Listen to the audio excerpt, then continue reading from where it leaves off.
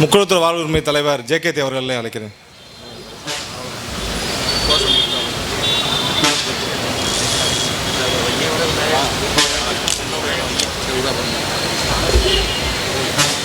அனைத்து உணவர்களுக்கு வணக்கம்.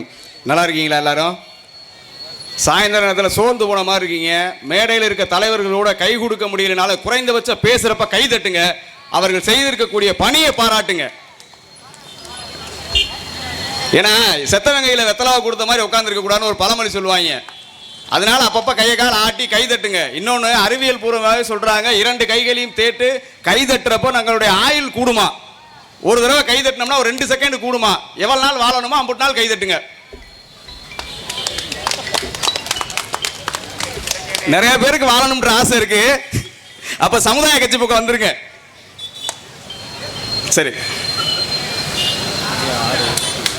வேலுண்டு வினையில்லை, மயிலுண்டு பயமில்லை, குகன் இருக்க குறையொன்றும் இல்லை. என் அப்பன் மருதமலை முருகனை வணங்கி 6 படை வீடு கொண்ட முருகனின் 7ஆம் படை வீடாக பசும்பொன்னிலே வீற்றிருக்கக்கூடிய தேசிய தலைவர் தெய்வீக திருமகனார் ஐயா பசும்பொன் முத்துராமலிங்க தேவர் அவர்களுடைய பொற்பாதம் தொட்டு வணங்கி, இந்திய விடுதலை ஒன்றே என்னுடைய இலக்கு என்று சொல்லி தன்னுடைய உடல் பொருள் ஆவி அத்தனையும் இந்திய தாய் திருநாட்டின் விடுதலைக்காக அர்ப்பணித்திருக்கக்கூடிய வங்கத்து சிங்கம், நமக்கெல்லாம் தேச தந்தை மாவீரர் நேதாஜி அவர்களுடைய பொற்பாதம் தொட்டு வணங்கி, காளையார் கோவிலிலே கட்டிய கோபுரத்திற்காகவும் தன்னை நம்பி வந்த கட்டபொம்மனின் தம்பி ஊமத்துறைக்காகவும் தன்னுடைய இன்னுயிரை தூக்கு கையில் முத்தமிட்டு இருக்கக்கூடிய என்னுடைய முப்பாட்டனார் மாமன்னர் மருதுவர் அவர்களுடைய பொற்பாதம் தொட்டு வணங்கி, வீதிகளிலே 1000 கொடிகள் பறந்தாலும் புலி பொறித்த செங்கொடியை ஏந்தி அதிகாரம் அனைத்தும் மக்களுக்கே என்கின்ற வகையிலே மக்கள் பணியாற்றக்கூடிய அன்பார்ந்த அத்தனை புலிப்படை தளபதிகளையும் வணங்கி, பேரன்பும் பெரும் கோபமும் கொண்ட இந்த தேவர் சமூகத்தின் இளைஞர்களையும் பெரியோர்களின் பொற்பாதம் தொட்டு வணங்கி, நான் சார்ந்துள்ள முக்குளத்தோர் வாழ்வுரிமை கட்சியின் சார்பாக இந்த ஒரு இனிய மாலை வேளையிலே உங்களிடத்திலே பணிந்து என்னுடைய வணக்கத்தை சமர்ப்பிக்கின்றேன். இங்கு இந்த விழாவானது ஒரு வரலாற்று பேருரையாக, வரலாற்றை நினைவு கூறுகின்ற விதமாக அமைக்கப்பட்ட மேடையாக இருந்தாலும், வரலாற்று ஆய்வாளர் அண்ணன் சோழபாண்டியன் அவர்கள் இருக்கின்ற போது நாங்கள் வரலாறு சொல்வது கொல்லன் தெருவிலே கோலூசி விற்பது போல என்று சொல்லுவார்கள். அதனால் அதையெல்லாம் அண்ணன் பார்த்துக் கொள்வார். அது அவருடைய பகுதி. அது அந்த இலாக்கா, அந்த அமைச்சர் அவருக்கு பிரிக்கப்பட்டிருக்கு. முக்குளத்தோர் தலைமையில் ஒரு ஆட்சி அமைந்த பிறகு வரலாற்று பிரிவின் அமைச்சராக சோழபாண்டியன் நியமிக்கப்படுவார். சட்டத்துறைக்கு மண்டல வாரிகளாக பிரிக்கப்பட்டு கொங்கு மண்டலத்திற்கு அண்ணன் முத்து அவர்களும், மதுரை மண்டலத்துக்கு அண்ணன் முரளி அம்பலம் அவர்களும் அமைச்சர்களாக நியமிக்கப்படுவார்கள். என்னடா வந்தோன்னு அமைச்சராக சொல்லிட்டு இருக்கீங்களா? எல்லா ஐயா நம்ம அப்துல் கலாம் சொன்னது, கனவு காணுங்கள், கனவு காணுங்கள், தொடர்ந்து கனவு காண்டு கொண்டே இருங்கள், நிச்சயம் ஒரு நாள் உங்களுக்கு பலிக்கும். இன்னொன்னு, இந்த சமூகத்தின் மீது ஒரு மிகப்பெரிய விமர்சனம் உண்டு. 1000 இயக்கங்களை கட்டிக் கொள்கிறீர்கள், 1000 உறுப்பினர்கள் கூட இல்லாதவர்கள் எல்லாம் தாங்களை தலைவர் என்று அடையாளப்படுத்திக் கொள்கிறீர்கள் என்று சொல்லி, சரி வேணாம் மரியாதையை சொல்லிடுவோம். இந்த இனம் இன்றைக்கு நேற்றைக்கு அல்ல. நாடுகள் உருவான காலத்தில் இருந்து 40 வீடுகள் இருந்தாலும் அதற்கு ஒரு அம்பலத்தை நியமித்து தலைவனாக பார்த்து வந்தவர்கள் நாங்கள். பிரமலை நாட்டிலே பெரிய பூசாரிகளாக, பெரிய தேவர்களாக, 8 நாட்டு தேவர்களாக இப்படி பகுதி வாரியாக பிரிக்கப்பட்டு ஒவ்வொரு கள்ளர் நாடுகளும் தன்னரசு கள்ளர் நாடு என்று சொல்லக்கூடிய தகுதி இந்தியாவிலே ஒரு ஜாதிக்கு உண்டு என்று சொன்னால் அது இந்த முக்குளத்தோர் சமூகத்துக்கு மட்டும்தான். வேற எவரும் ஒருவர் தன்னரசு என்று சொல்லி எந்த சமூகத்தின் மேலும் போட்டுக்கொள்ள முடியாது. அப்படி போட்டுக் கொள்வதற்கான ஆவணங்கள் இந்திய வரலாற்றில் எந்த இடத்திலும் இல்லை.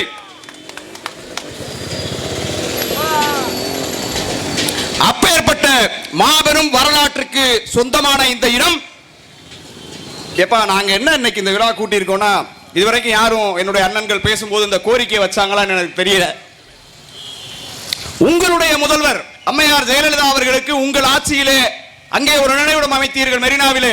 தற்போது அமைந்திருக்கக்கூடிய திராவிட முன்னேற்ற கழக ஆட்சியிலே உங்களுடைய தலைவர் முன்னாள் முதல்வர் கலைஞர் அவர்களுக்கு அங்கே சிலை அமைத்துக் கொண்டீர்கள். நீண்ட நாள் கோரிக்கையான எங்களுடைய பெரும்பாட்டன் ராஜராஜ சோழனுக்கு நினைவிடம் எங்கே? அவருடைய நினைவிடம் எந்த இடத்தில் இருக்கிறது? ஏனென்று சொன்னால் ராஜராஜ சோழனுக்கு நினைவிடம் அமைத்து விட்டால் கலைஞர் சமாதிக்கும் ஜெயலலிதா சமாதிக்கும் ஆள் போக மாட்டாங்கன்றது அவங்களுக்கே தெரியுது. பூரா பேர் ராஜராஜ சோழனை பார்க்க போயிடுவாங்க. தஞ்சை பெருவுடையார் கோவில் எப்படி கட்டப்பட்டது, அதன் வரலாறு என்ன என்பதை தெரிந்து கொண்டு தமிழ் சமூகம் விழித்துக் கொள்ளும் என்பதற்காக திட்டமிட்டு மறைக்கிறீங்க அப்படிங்கிற குற்றச்சாட்டு எங்களுடைய சமூக மக்களிடத்திலே இருக்கிறது. இந்த மேடையின் வாயிலாக திரு ராம் அனைத்து ஆசிய கண்டங்களையும் ஆட்சி புரிந்திருக்கக்கூடிய கடல் கடந்து அன்றைக்கே கப்பற்படை அமைத்து நாடுகளை பிடித்து நாடாண்ட என்னுடைய பெரும்பாட்டன் ராஜராஜ சோழனுக்கு சென்னையிலே மிகப்பெரிய மணிமண்டபம் கட்ட வேண்டும் என்று கோரிக்கை வைக்கின்றோம். அப்புறம் வந்துட்டு மேலூர்ல இருக்கக்கூடிய நம்ம வெள்ளலூர் நாட்டில் ஒரு 5000 பேர் இறந்து போனாங்க அப்படின்னு ஒரு தகவல், அதை நம்ம நினைவு கூர்ந்துதான் இன்னைக்கு நம்ம அந்த நிகழ்ச்சி வச்சிருக்கோம். ஒரு வெற்றி விழா, ஒரு நினைவு கூறுதல் விழா. இந்த 5000 பேர் ஏதோ கஞ்சிக்கு வழி இல்லாம தூக்க மாட்டிக்கிட்டு யாரும் சாகல, அல்லது இவர்களை எல்லாம் ஒட்டுமொத்தமாக போரிட்டு வெள்ளையன் பீரங்கியை வைத்து அழித்து விடவில்லை. ஒன்று சொல்லிக் கொள்ளுகிறேன் அன்பு உறவுகளே, வெள்ளையன் கொண்டு வந்த அத்தனை துப்பாக்கிகளையும் புடுங்கிக் கொண்டார்கள். எதற்காக? அவன் வந்து இங்கே வரி கேட்டதற்காக. ஏற்கனவே சொன்னேன், தன்னரசு நாட்டு கள்ளர்கள் அல்லது தன்னரசு நாடுகளை சார்ந்தவர்கள் என்று சொல்லக்கூடியது இந்த சமூகத்திற்கு மட்டுமே உரித்தானது என்று ஏன் தொடர்ந்து சொல்லுகிறோம் என்று சொன்னால், 1700களிலே நாங்கள் வெள்ளையருக்கு வரி கொடுக்க மாட்டோம் என்று அவனிடத்திலே போரிட்டு வெள்ளையன் செஞ்ச நயவகஞ்ச சூழ்ச்சியால் வீழ்த்தப்பட்டவர்கள் அந்த 5000 கள்ளர்கள். இன்னொன்னு சொல்லிக்கிறேன், இந்த கள்ளர் நாடுன்னு பேசுறீங்க, கள்ளர் நாடுன்னு இருக்கா அப்படின்னு கேட்கக்கூடிய ஆளுகளுக்கு சொல்றேன், ஒன்று தெரிந்து கொள்ளுங்கள் மக்களே, கள்ளர் நாட்டில் மக்கமே அனைத்து சமூக மக்களும் நிம்மதியாக உறங்க முடிந்தது, வாழ முடிந்தது. இன்னைக்கு சுதந்திர இந்தியாவில் கூட அப்படி வாழ முடியல. அங்க ஒரு கொலை நடக்குது, இங்க ஒரு கொலை நடக்குது, அங்க கற்பழிப்பு நடக்குது, இங்க செயின் அத்துக்கிட்டு போயிடுறான், இங்க பிட்பாக்கெட் அடிச்சுட்டு போயிடுறான். இப்படி 1000 குறைகள் இன்றைக்கு இருக்கிறது. இதை ஏன் சொல்ல வரேன் அப்படின்னா, ஒரு சின்ன வரலாற்று சம்பவத்தோடு தொடர்பு எடுத்து நினைவு கூற விரும்புகிறேன். ஆங்கிலேயர் காலத்தில் காவல் உரிமை நம்மகிட்ட இருந்தது. அந்த காவல் உரிமையை பறிப்பதற்காகத்தான் குற்றப்பரம்பரை சட்டம் என்பதை ஒன்று கொண்டு வந்தான். சரியா கொண்டு வந்துட்ட. தென் தமிழகத்தின் முதல் காவல் நிலையம் எது தெரியுமா? உறவின பெருமக்களே, தென் தமிழகத்தினுடைய முதல் காவல் நிலையம் விளக்குத்தூணிலே அமைந்திருக்கக்கூடிய காவல் நிலையம், மதுரை விளக்குத்தூண் காவல் நிலையம் தான் முதல்ல போடுறான். அந்த காவல் நிலையம் அன்றைக்கு ஆங்கிலேயர்களால் எப்படி ஏற்படுத்தப்பட்டது? அந்த ஃப்ரைட் ரைஸ் கடை மாதிரி தான், வியாபாரம் பார்க்கறதுக்காண்டி தான் போட்டான். இந்த ஃப்ரைட் ரைஸ் கடை, அந்த டீ கடை மாதிரி, அங்க டீ யாத்திரை மாதிரி வியாபார நோக்கத்தோடு ஆரம்பிக்கப்பட்டதுதான் அந்த காவல் நிலையம். சரி, ஆரம்பிச்சிட்டாங்க. அன்றைக்கு மதுரையில காவல் கூலி வாங்குகின்ற உரிமை யாரிடம் இருந்தது? பிரமலை நாட்டை சேர்ந்த கீழக்குடிக்காரர்களிடம் இருந்தது இந்த காவல் உரிமை வசூல் பண்ற சட்டம். அன்றைக்கு ஒருத்தன் போறான், நம்ம காவலுக்கு எப்படி போவான்? ஒரு காலமாடு கையில வேல்கம்பு, நேர போய் நிக்கிறான். துறை காவக்காரன் வந்திருக்கேன், காவ கூடி விடுன்னு கேட்கிறான். வேல்கம்பை தட்டி, யாராமே இந்தியா முழுக்க நாங்க ஆட்சி பண்ணிக்கிட்டு இருக்கோம், நாங்க தான் உங்களுக்கு காவல் கொடுத்துக்கிட்டு இருக்கோம், லூசு பைய மாதிரி என்கிட்ட வந்து காவ கூலி கேட்டுக்கிட்டு இருக்கேன். யாராமே லூசு பைய, மதுரை பூரா நான் காவ வரி வசூல் பண்ணிட்டு இருக்கேன், நீ வந்து என்ன காவ காக்கிறோம் பதில் கேட்டிருக்கான். கேட்டுட்டு காவல் வரி தர்றையா, காலமாடு அவுத்து விடவான்னு கேட்டிருக்கான். அன்றைக்கு பயந்து கொண்டு அவன் அந்த இருக்கக்கூடிய கள்ளருக்கு காவல்கள் வட்டிய வரலாறு உண்டு. இவன் சொல்ல நம்மளை களவாணி போயிட்டு, யாரா களவாணி போய்? ஆமா, நீங்க அப்படியே கழுத்துலையும் காதலையும் இந்த தண்டி போட்டுருந்தீங்க, அத்துக்கிட்டு போயிட்டான். சரி, வேணாம், நம்ம மற்றவங்க பேச்சு எதுக்கு நம்மளுக்கு? என்ன இருந்தது உங்களிடம் களவாடுவதற்கு? என்ன இருந்துச்சு உங்களோட களவான்றதுக்கு? களவாணி பையன் என்ன சொல்றதுக்கு என்னமோ அசால்ட்டா சொல்ற களவாணி பையன். என்னடா வச்சிருந்தீங்க உங்கள்கிட்ட களவான்றதுக்கு?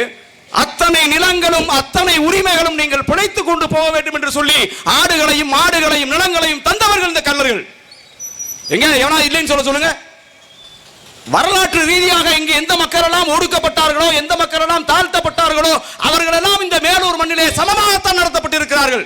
யாரும் தீண்டத்தகாதவர்களாக, யாரும் ஒடுக்கப்பட்டவர்களாக, யாரும் தாழ்த்தப்பட்டவர்களாக நடத்தப்படவில்லை.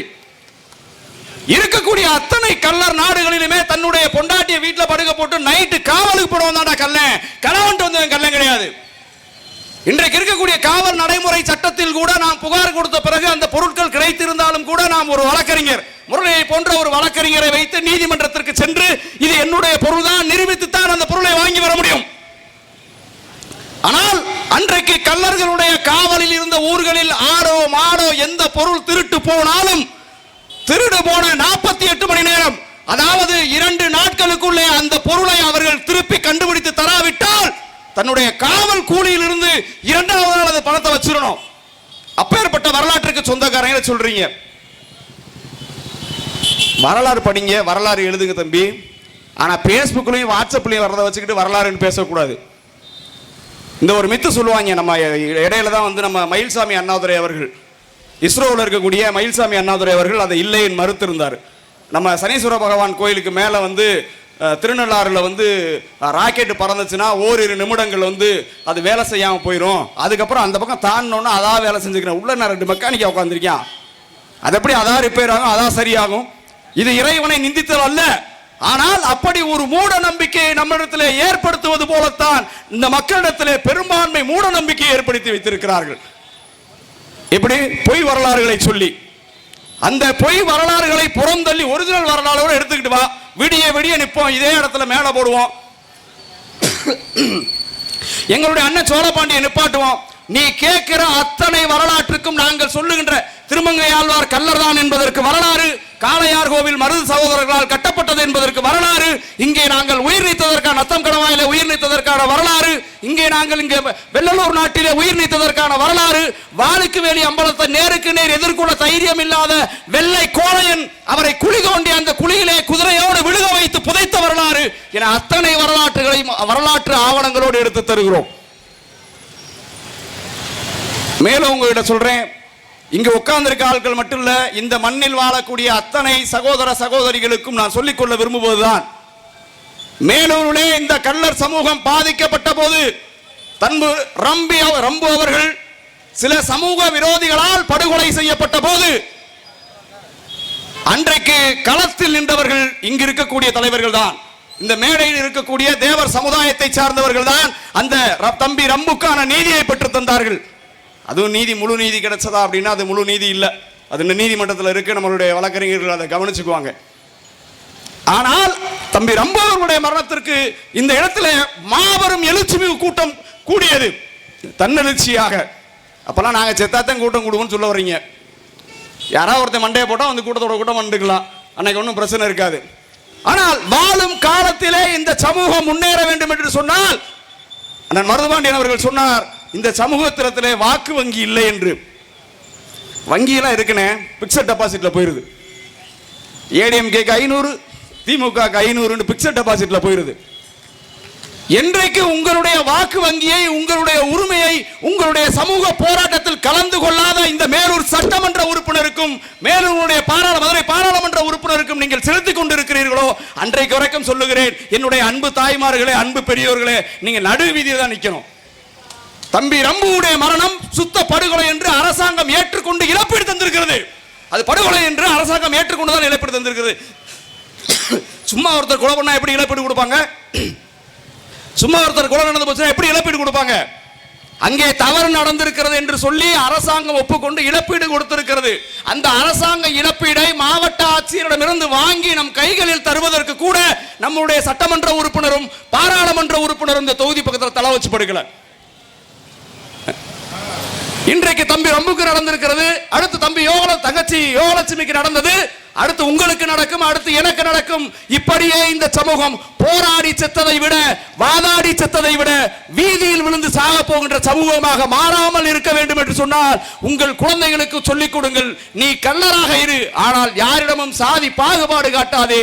உன் இன உரிமை வருகின்ற பொழுது ஒருவனுக்கும் விட்டு கொடுத்து விடாதே. கள்ளரை பற்றி இழிவாக பேசினால் எதிர்த்து போராடு, மறவரை பற்றி எதிர்த்து பேசினால் துணிந்து போராடு, அகமுடையாரை பற்றி பேசினால் பயப்படாமல் போராடு. உன் சமூகத்திற்காக என்றைக்கும் நீ களத்தில் இருக்க வேண்டும் என்று சொல்லி பிள்ளைகளிடத்திலே நீங்கள் சொல்லி வளர்க்க வேண்டும்.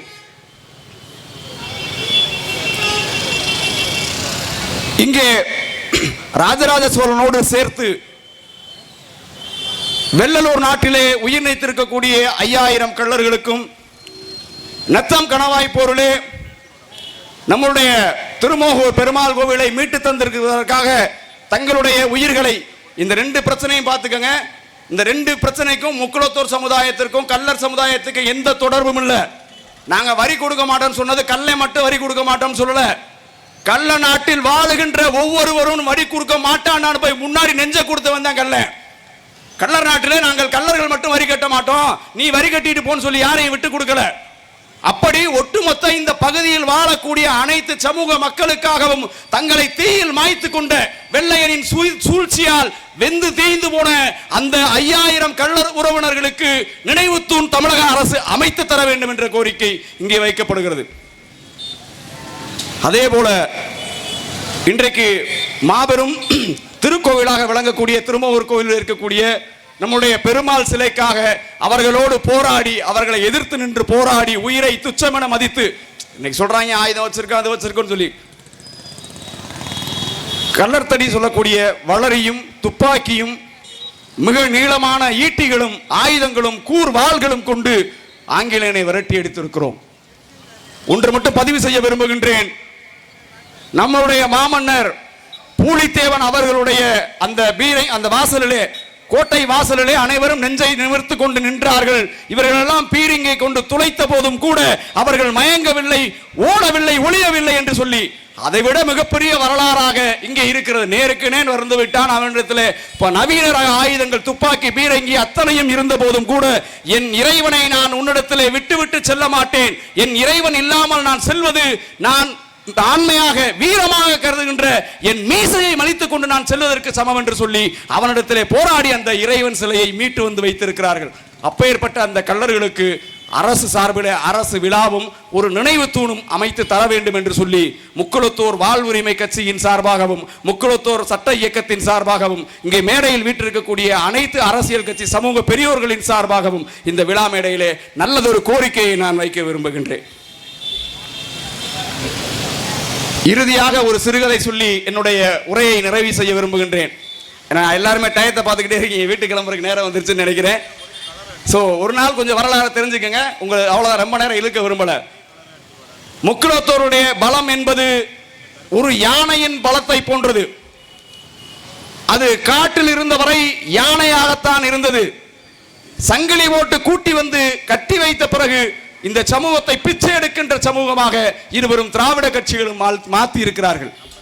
ஓட்டுக்கு 500 1000 வாங்கிட்டு போங்கன்னு சொல்லி யானையாக மீண்டும் பலம் பெற வேண்டும். அந்த சங்கிலி நினைச்சா, அந்த யானை நினைச்சா அந்த சங்கிலி இத்தனையோண்டு சங்கிலி அத்தெரிஞ்சிட்டு போக முடியாதா? ஆனால் அது பழக்கப்பட்டு விட்டது. இந்த சங்கிலியை தாண்ட முடியாதுன்னு சொல்லி பழக்கப்பட்டிருக்காங்க. அதே மாதிரிதான் உங்க கை சூரியனை இலையும் தாண்டி போகாது என்று பழக்கப்படுத்தப்பட்டிருக்கிறீர்கள். எதிர் வருகின்ற தேர்தலிலே நிச்சயமாக முக்குளத்தூர் சமுதாயத்தின் சார்பிலே அனைத்து தொகுதிகளிலும் எங்கெல்லாம் வாய்ப்பு இருக்கிறதோ அங்கெல்லாம் முக்குளத்தூர் சமுதாய தலைவர்கள் களம் காண்பார்கள்.